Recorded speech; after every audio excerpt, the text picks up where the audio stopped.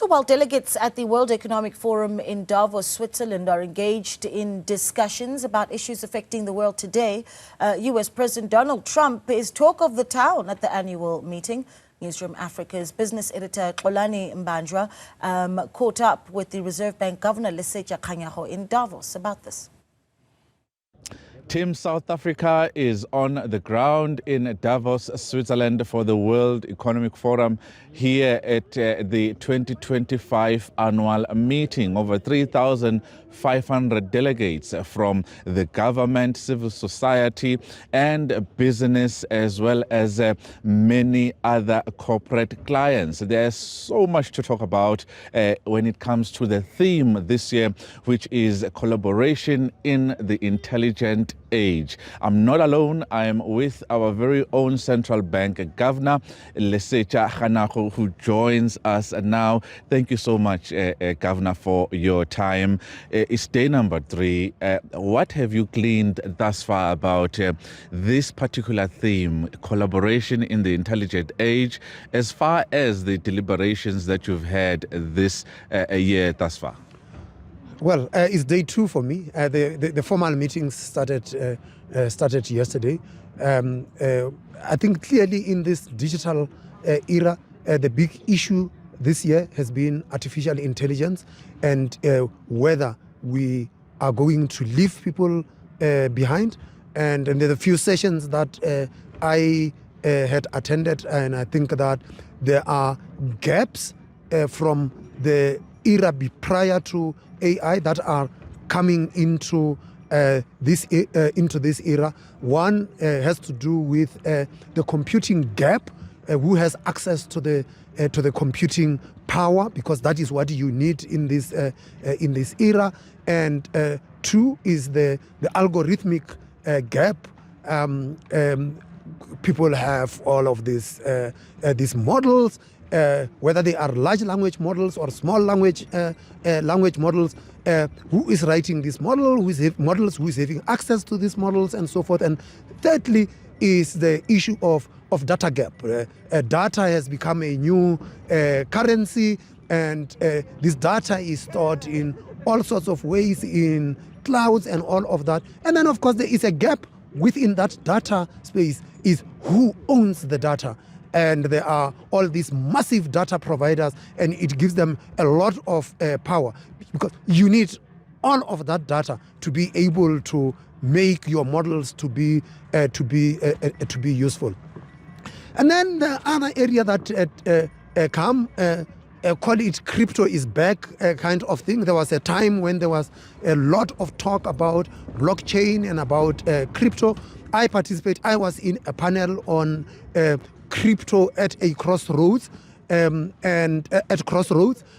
it was actually a fascinating conversation, because I had found that people had tended to confuse the technology that underpins crypto and the crypto assets themselves. And what we have done in South Africa was that the Financial Sector Conduct Authority designated or declared crypto assets to be financial assets, so that they would be able to put a regulatory framework in place. And one of the key takeaways from that session was the players in the crypto ecosystem crying for certainty and clarity of regulation.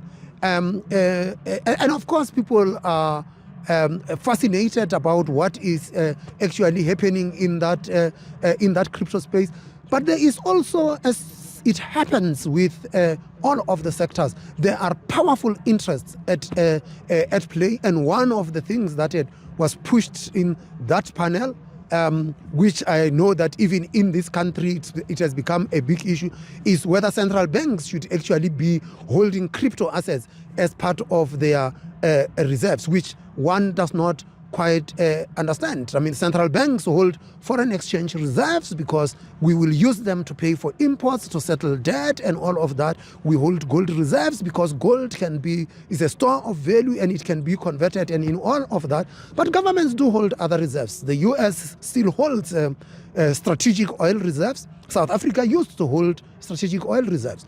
China is holding strategic pork reserves, that if there is an outbreak of swine fever, that they would still be able to have pork because it is such an important part of their protein source. And so when people said hold Bitcoin, it says, what is the strategic value of holding Bitcoin? Why should we hold Bitcoin? Well, we're producing electricity from coal. Should we be holding strategic coal reserves? We had an outbreak of foot and mouth disease. Should we be holding strategic beef reserves, mutton reserves, and so forth? And I was not entirely convinced about the rationale why central banks should actually be holding crypto assets or Bitcoin, for that matter, as part of our reserves. And so over the next 2 days, I guess I will pick up a few things and I will see what are the key themes that are emerging.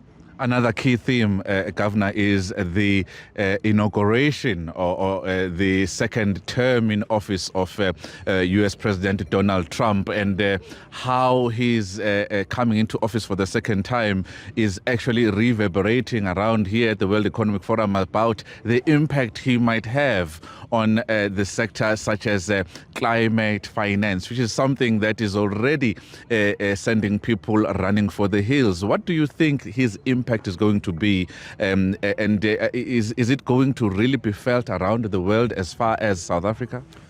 I'm not a good political analyst, and what I had spent my time doing here, and my team had also been looking at, is what are the policies that are likely to come out of the biggest economy in the world, which President Trump is leading, and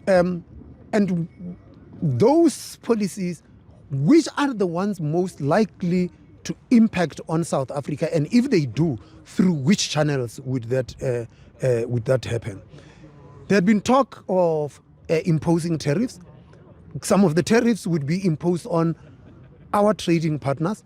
At the moment, there was nothing that suggested South Africa would have tariffs imposed on them. But whichever way it goes, if there are tariffs that are imposed, those tariffs will affect international trade, one, and two, could be inflationary.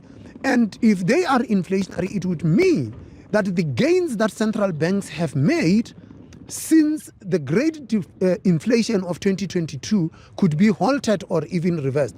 And if they are reversed, what would be the response of central banks? Central banks tend to say, we will look through the shock. The problem is if there are a multiplicity of shocks, as we would see in this case, that there would be a multiplicity of shocks.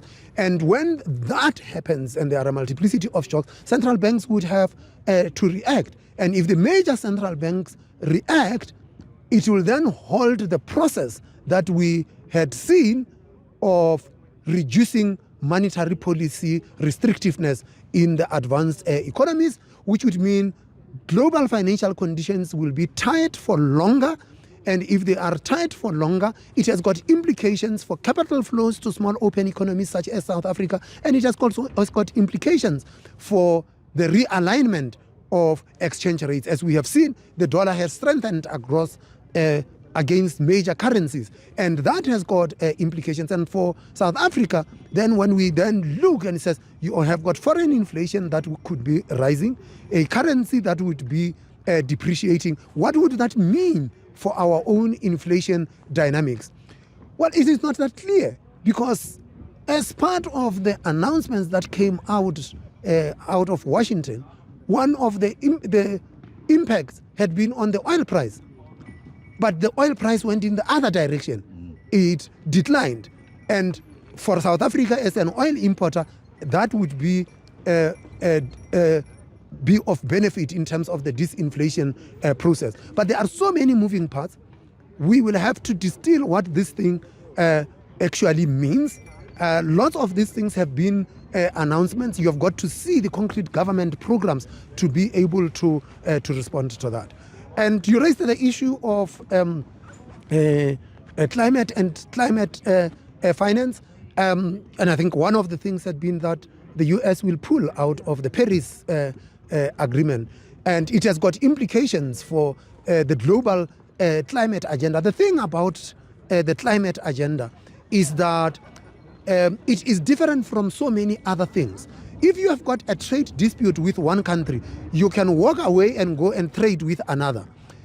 The thing about climate is that we have got one planet. So if one country walks away and continues to emit, the planet will get warmer and all of us will just face the consequences of climate change. And we have seen this. And for South Africans, the issue of climate change is not some obscure, abstract topic. We are living through that. We had seen extreme weather taking place in South Africa, from floods to the point where at times we would have floods in one province and we would have drought in another. We would have fires breaking out in another.